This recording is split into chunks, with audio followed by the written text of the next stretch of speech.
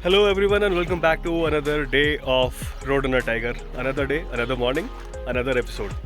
तो ऐसा है कि मैं अभी जहाँ रुका हुआ था टीडी गढ़वाल में जिस लोकेशन पे, वहाँ से निकल गया हूँ। होटल के अंदर का मैंने नहीं दिखाया आपको क्योंकि जैसे ही मैं निकल रहा था और मैं पेमेंट कर रहा था, एक तो उन्होंने एडवांस पेमेंट ले लिया था और खाने का पेमेंट मैं कर रहा था, तो एक अजीब सा घटना घटा। मैं वही बताने के लिए भी रुका हूँ आपको। हुआ ये कि मैं सामान रखवाया उनसे, जो उनका होटल का स्टाफ था, और पेमेंट करके जाने लगा।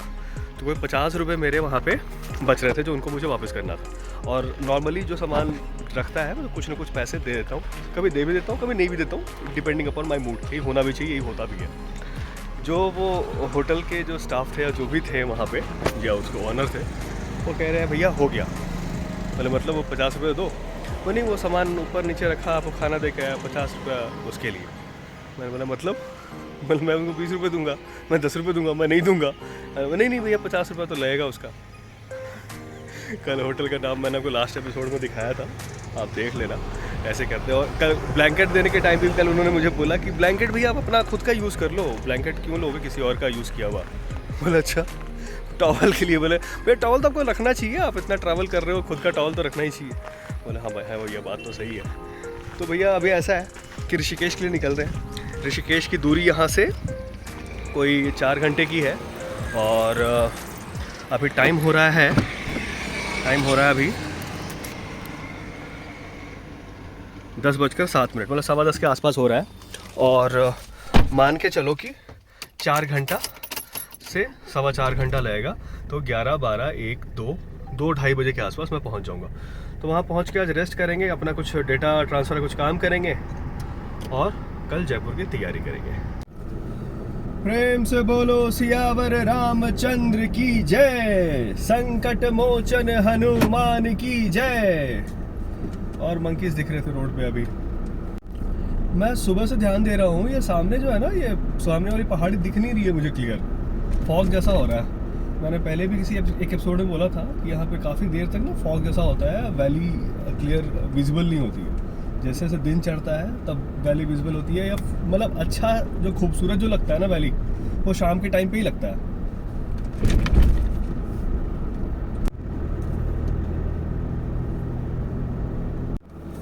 मैं मौज में फ़ोन में बात करता हुआ जा रहा था, देखो सामने रस्सी लगा रखा है, पता नहीं रस्सी आपको दिख रहा है नहीं दिख रहा है, वो दिख रहा होगा हल्का सा, ये लाल सा जो है ना, ये देखो ये वाला, ये दिख रहा होगा, ये रस्सी बांध रखी है, रास्ता रोक रखा है, शायद आगे ब्लास्टिंग हो रहा है और वो रोड काटने का और उसको हटाने का, मलबा हटाने का काम कर रहे हैं।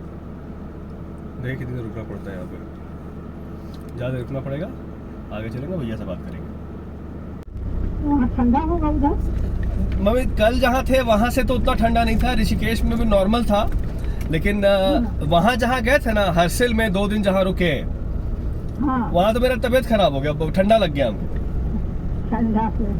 ठंडा मैं देख रहा हूँ कि सड़क पे कई जगह कंस्ट्रक्शन का काम चल रहा है, मतलब रोड हटाना, काटना, ब्लास्ट करके वो पहाड़ी का को हटाना, मलबा हटाना, मतलब रेगुलर काम चल ही रहा है थोड़ी थोड़ी दूर पे। और कई जगह पे रास्ता इतना सकरा है कि ट्रैफिक को रोक देना पड़ता है, अगर वहाँ पे काम हो रहा है तो ट्रैफिक को एक तरफ से रोक देना पड़ रहा है। ये रात में भी हुआ था कल मेरे साथ, अब दिन में मेरे साथ 2 जगह पे हो चुका है, क्योंकि आगे भी देखो कहाँ पे कैसा क्या रहता है।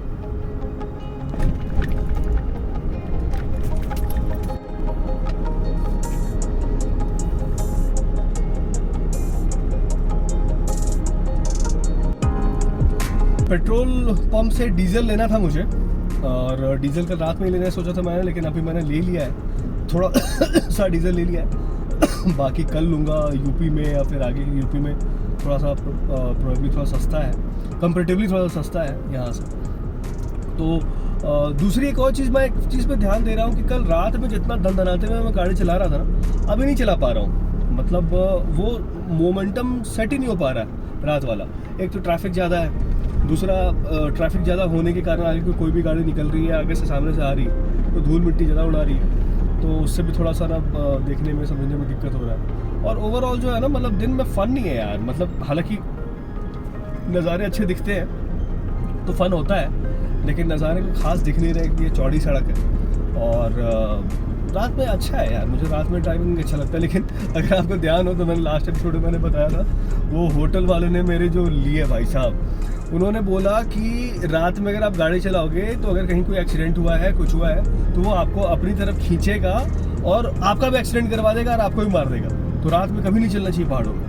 बोला भाई साहब, आपको लगता है क्या ऐसा कुछ होता है मतलब पहाड़ों में या कहीं पे भी ऐसा कुछ होता है कि कहीं पे कोई, हालांकि मैंने ना ऐसा देखा हुआ है कि जहाँ पे एक बार एक्सीडेंट हुआ बार बार एक्सीडेंट हो रहा है, कोई मर गया है, कुछ हो गया तो वो बार बार हो रहा है। तो आप इस चीज़ से बिलीव करते हो क्या कि ऐसा कुछ होता है कि एक बार जहाँ पे एक्सीडेंट हुआ है हाईवे पे या सड़क पे, वहाँ बार बार एक्सीडेंट्स हो रहे हैं? मुझे बताना एक बार कमेंट करके कि आप लोगों की क्या सोच है इस बारे में।